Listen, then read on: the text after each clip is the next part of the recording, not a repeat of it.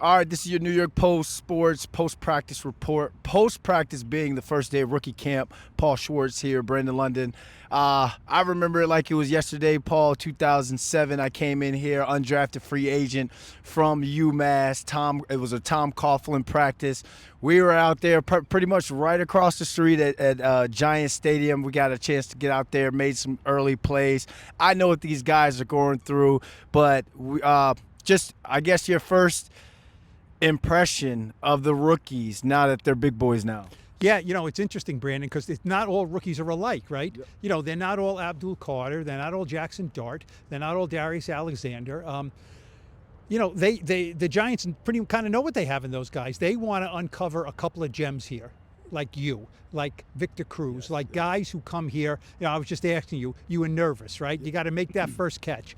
It's not, they're rookies. They're rookies. Yeah, I know, but undrafted rookies, there's a place in the league for them. There's a place on this team for them. They'll probably sign maybe one or two of these guys. Who knows? But yeah, every year I get that list of all those guys, and I watch them out there, and I go, man, now they're going to go home and they're going to call their father or their mother or their buddies, and they're going to say, how'd you do? How'd you do in the Giants thing? And they're going to say, I think I did some good things. And at one point, the linebacker coach said this to me. Look, it's all good. It's good stuff.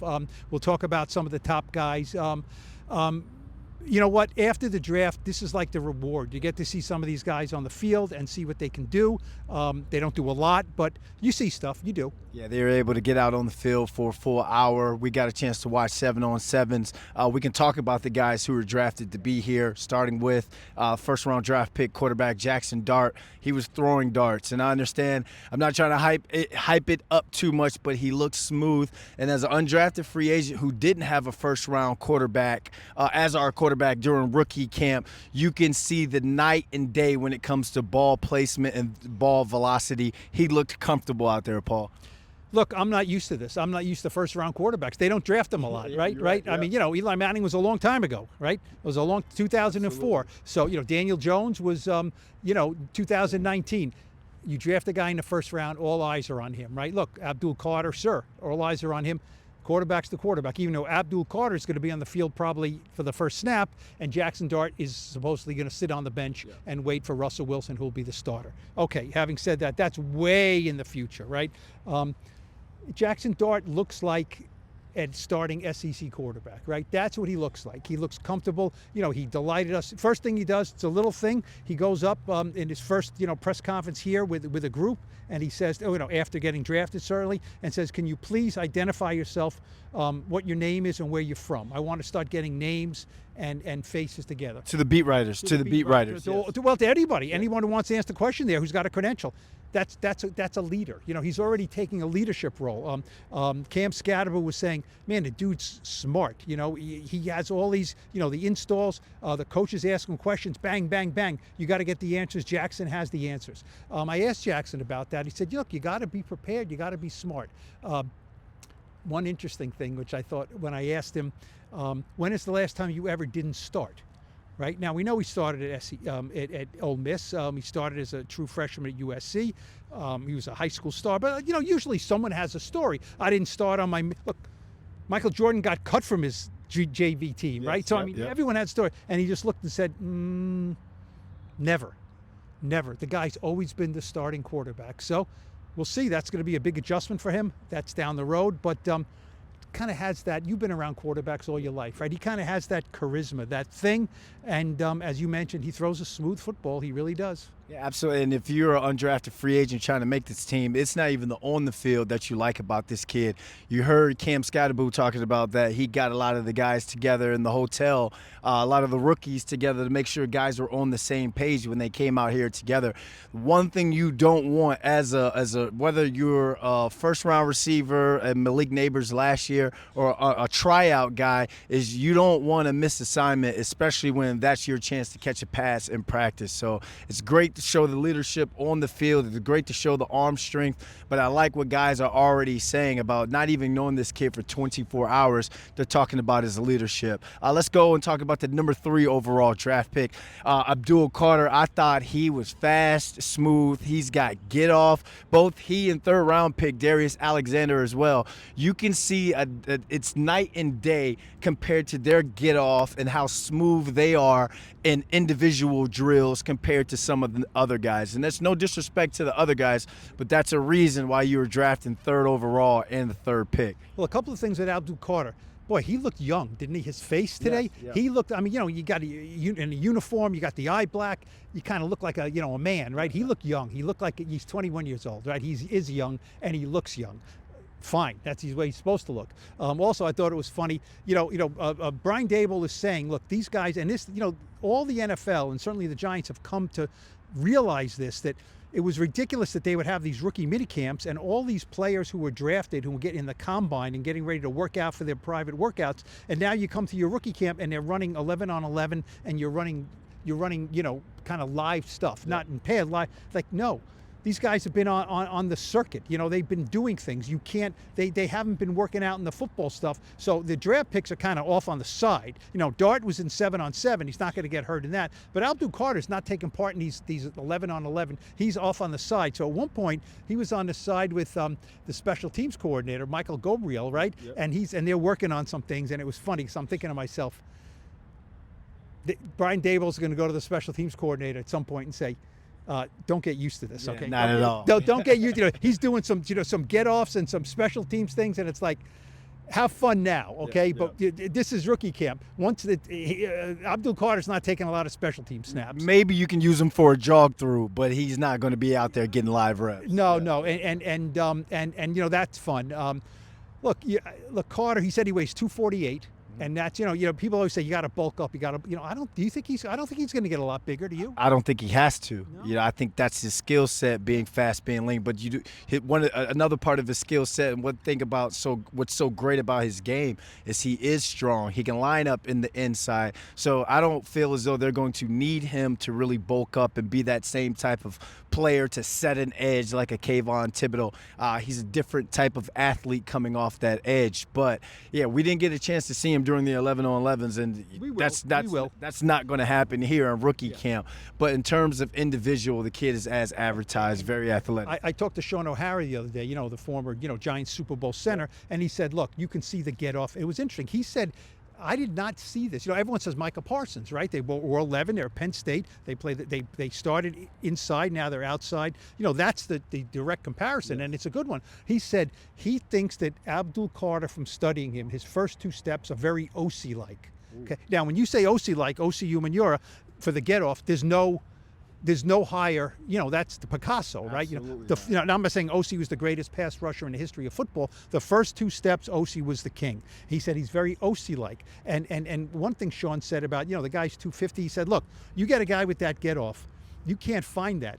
If I bring him in and I say, we need to put 10 pounds on him, it's not a problem. We could put 10 pounds on the guy. Yeah. You can't teach that get off. You can't teach that. We need to make him 255, 258, that's Will can do that, and I'm sure they can do that. Look, he's 21. As you and I know better than you. At 21, and when you get older, you can put on weight, right? Yeah, you can put on weight, and sometimes you can't take off the weight. So, look, looks like a lean, mean.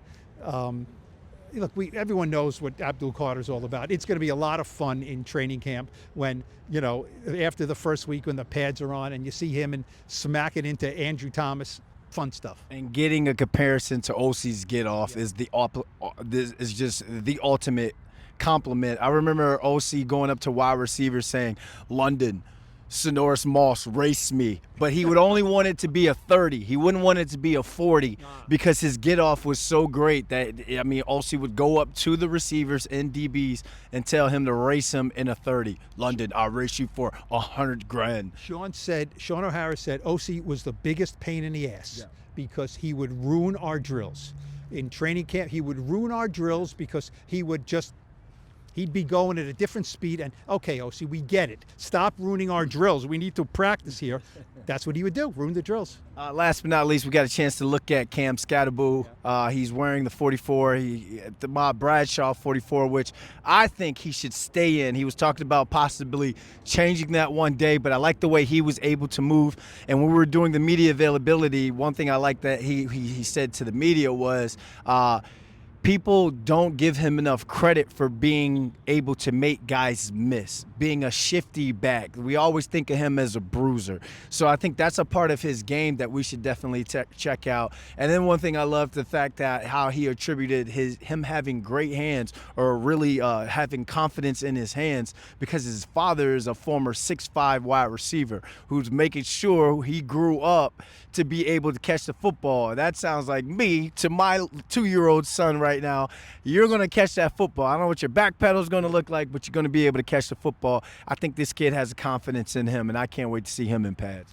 And also a chip. I mean, he's just got a chip on his shoulder. That's all he, that's just the truth. He does. He I think he's one of those guys that has to build it up. And even if you do believe in him, he's going to find something that maybe someone says negative about him, and he's going to look. He's a short guy. I mean, he's really, that's the one thing. You see him in the pads, and you watch him for Arizona State. When you see him today, he's small. I mean, he's not small. He's short.